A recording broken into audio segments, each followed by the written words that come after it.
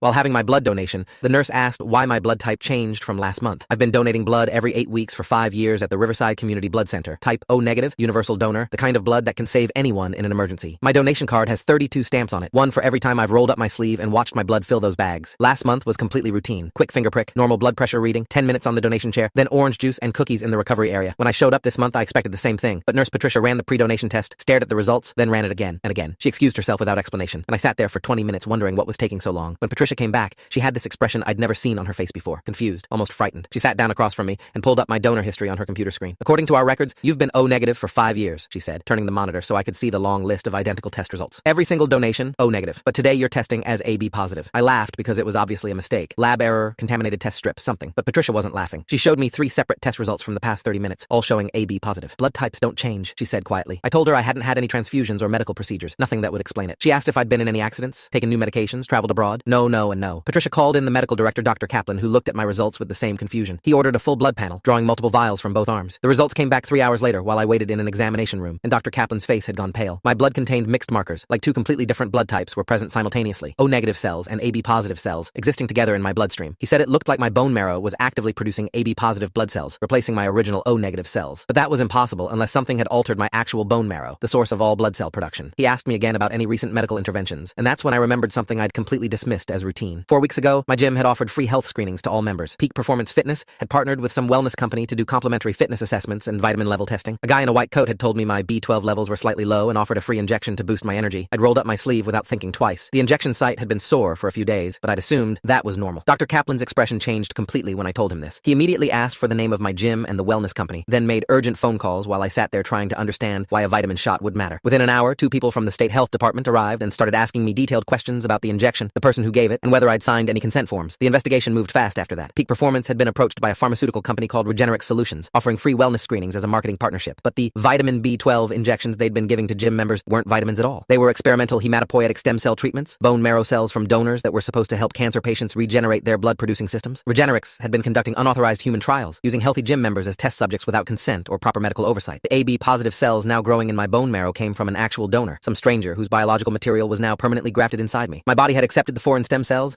and they'd successfully colonized my bone marrow, exactly as the treatment was designed to do for cancer patients. Except I wasn't a cancer patient. I was just someone who'd wanted free vitamins. The health department found 5 other victims from my gym alone, all showing the same blood type changes after receiving the injections. Regenerix Solutions was raided and shut down within days. Executives arrested, but the damage was already done.